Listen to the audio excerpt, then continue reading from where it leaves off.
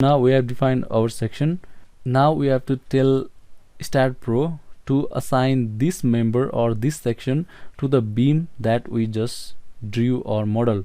So what we're gonna do, so we will first select all these beams. You can just left click here, anywhere here, and drag your mouse, cover all the beams with this box, and release your left mouse button.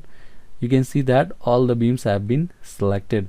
Here we got different options to assign. So assign to the selected beams. So we have selected the beam, and if we click on assign, and after that click on yes, you can see that we have assigned this section to the beam that we drew earlier. Now all these beams are of size 300 by 200 mm.